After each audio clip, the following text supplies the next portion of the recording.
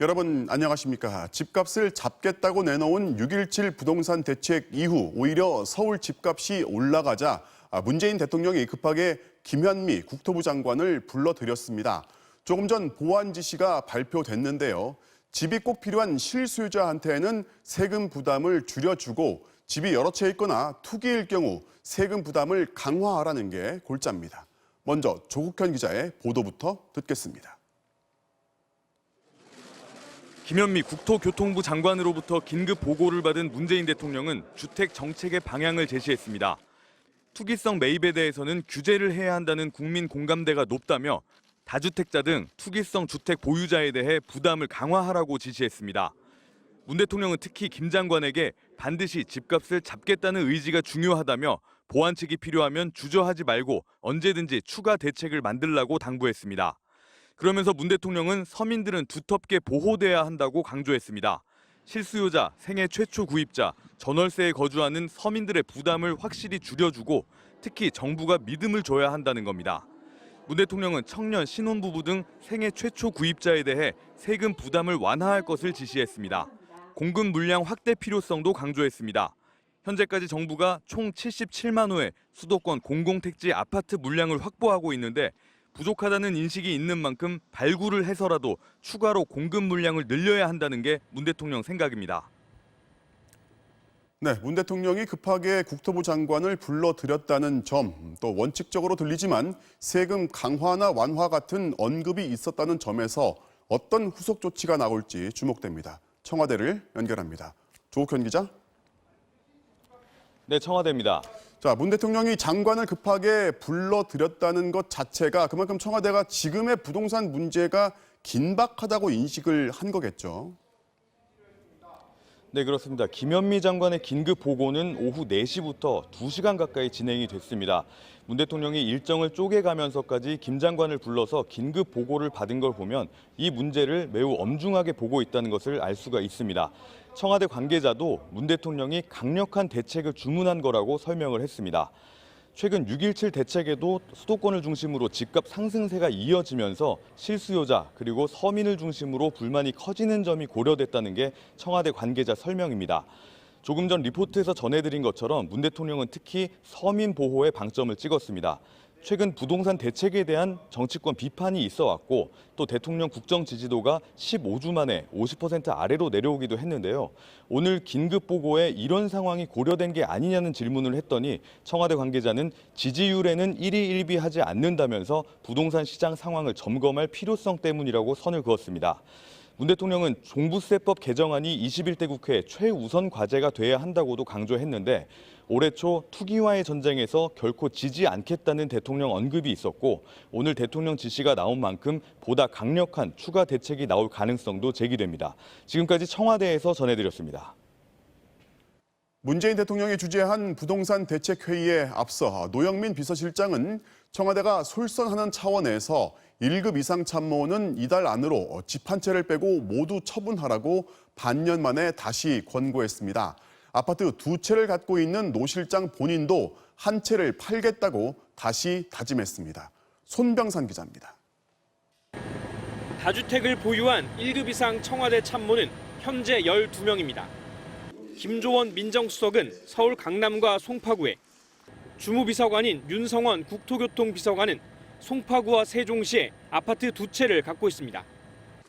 이호승 경제수석, 황덕순 일자리 수석도 다주택자입니다.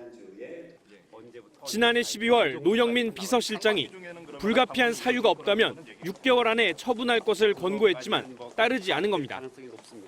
이에 대통령과 국토부 장관이 팔라고 해도 팔지 않는 강심장에 놀랐다는 지적이 나왔고 정세균 총리, 김현미 국토부 장관 등도 비판에 가세했습니다. 공직자들이 솔선하는 것이 좋다고 생각합니다. 집을 팔면 좋죠. 좋았겠는데 좀 그런 점 저도 아쉽게 생각을 하고요. 결국 노 실장은 원래 기한을 보름 넘겨 다시 한번 다주택 처분을 권고했습니다. 해당 참모들을 한 명씩 면담까지 했습니다. 분양권 전매 제한이 걸려 있다거나 가까운 친척이 살고 있다는 등 개인 사정이 있다고 해도 국민 눈높이에 맞춰 솔선수범하라고 사실상 압박한 겁니다. 권고 당사자인 노 실장 스스로도 충북 청주의 아파트를 매물로 내놓았습니다. 처음엔 호가 15억 원대의 서울 반포 아파트를 팔겠다고 했다가 1시간쯤 지나 청주 아파트로 바꾸는 일도 벌어졌습니다. 청와대는 이번에도 참모들이 권고를 어기면 어떻게 할 것이냐는 질문에는 강력한 재권고가 있었다고만 답했습니다. MBC 뉴스 손명선입니다. 그런데 대체 서울의 집값 과열이 어느 정도이길래 대책 발표 2주 만에 주무장관이 청와대에 불려간 걸까요? 대책에 대한 반발은 반발대로 크고 이른바 대책의 약발도 먹히지 않고 있다는 게 시장의 반응입니다. 이준희 기자가 현장 취재했습니다. 서울 노원구의 한 아파트. 중개업소들은 6.17 대책 이후 오히려 매수 문의가 늘었다고 말합니다. 일주일 전보다 5천이 올라가고 또 며칠 있다가 5천이 올라가고 그렇게 호가가 그렇게 올라가니까 너무 비정상인 분위기죠.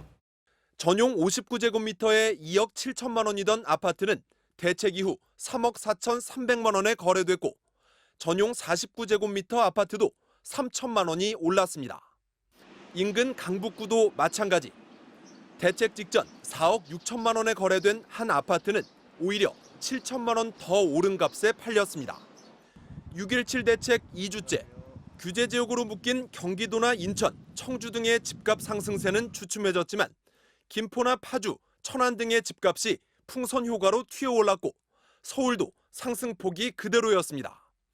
특히 상대적으로 중저가 아파트가 많은 강북의 이른바 노도강 3구 상승세가 두드러졌습니다. 수도권 대부분 지역이 서울과 비슷한 수준의 규제를 받게 되면서 다시 서울로 돈이 몰리는 이른바 빨대 효과가 나타나는 겁니다. 전셋값도 53주 연속 올랐습니다. 저금리로 반전세나 월세로 돌리는 집이 늘어난 데다 토지거래 허가제와 재건축 규제 등으로 집주인의 실거주 의무까지 강화되면서 전세 물건이 줄고 있기 때문입니다. 잠실의 한 아파트는 2주 사이 전셋값이 2억 5천만 원이 뛰었고 마포의 한 대단지도 1억 가까이 올랐습니다. 비싸면 전세 계약 안 하면 돼요. 근데 임차인들이 그 집 아니면 들어갈 수가 없으니까 비싼 걸 알면서도 계약을 할 수밖에 없어요. 집값은 뛰는데 전세는 귀해지자 불안감에 집을 사는 세입자들도 늘고 있습니다. 연장 계약서까지 다 썼거든요. 더 늦으면 더 올라가면 이제 제가 감당이 안 될 것 같아서 구입을 하게 됐어요.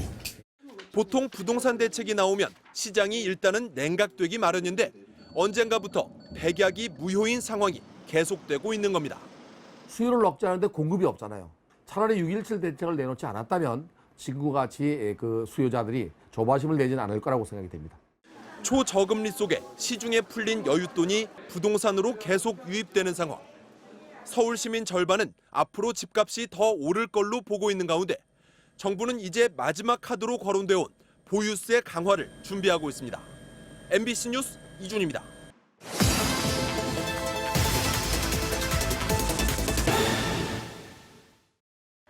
바로 간다. 인권사회팀 손하늘입니다. 제가 나와 있는 이곳은 한 달 뒤면 약 3,000세대가 입주를 시작할 경기도 파주 운정신도시의 초대형 아파트 단지입니다. 이 아파트를 사서 입주하려면 분양권을 사야 하는데 이 분양권은 정부에 신고된 실거래가를 보니 약 5억 원이 나옵니다. 그런데 이 돈으로는 절대로 이 집을 살 수 없다는 건 공공연한 비밀입니다. 이곳만의 일이 아니라는데 과연 어떻게 된 건지 직접 바로 가보겠습니다. 이 아파트의 84제곱미터형은 3년 전 3억 8천만 원에 분양됐습니다. 최근 며칠 사이 신고된 실거래가 중 가장 비싼 가격은 5억 3천만 원. 그런데 부동산의 말은 달랐습니다. 5억 3천만 원은 어림없고 적어도 7억 원은 있어야 한다는 설명.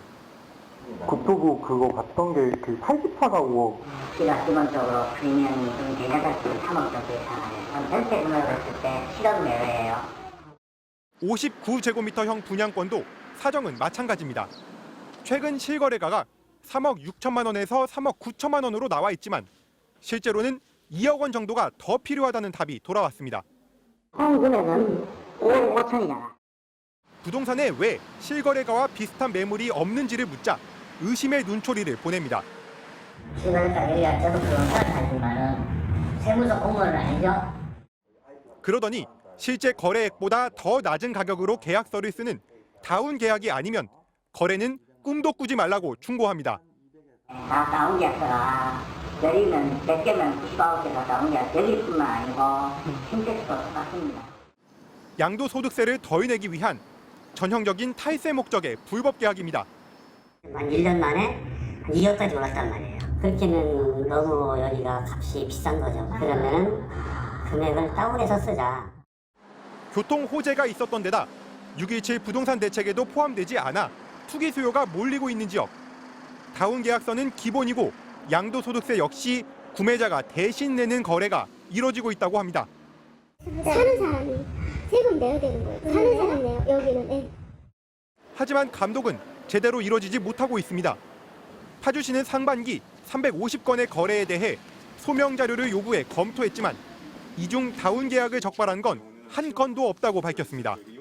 금융조회 하는데 한계가 있기 때문에 전문적인 수사기관도 아니기 때문에 서류상으로는 근거를 찾아낸다는 게 어려움이 있습니다. 통장도 개인 통장이 여러 개 있기 때문에 세무서도 실태를 전혀 파악하지 못하고 있습니다. 조사에서 확인한 사항이라면 조사 계획을 써서 조사를 나가겠죠. 작년에도 올해까지 그런 건 없었고요. 사정이 이렇다 보니 부동산 업자들은 단속을 비웃고 있습니다.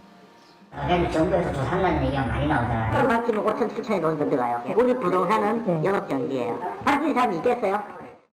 집값이 솟구치는 상황에서 다른 지역들도 정도의 차이만 있을 뿐 사정은 비슷했습니다. 파주와 함께 6.17 부동산 대책에서 비껴난 경기도 김포와 대규모 개발이 진행 중인 인천 검단에서도 다운 계약서를 강요한다는 제보가 잇따르고 있습니다. 원칙 규칙이라고 얘기를 하는 건 양도소득세를 매수인이 부담을 해달라 아니면 뭐 다운 계약서를 써달라. 구매자와 매수자, 공인중개업소 3자의 불법 카르텔에 관계 당국은 속수무책입니다. 부동산 시장을 안정시키겠다는 다짐이 공허하게 느껴지는 이유입니다. 주택시장을 교란하는 행위가 있을 경우에는 지자체 합동조사를 실시하는 등 투기 수요를 철저히 차단하겠습니다. 바로 간다. 손하늘입니다.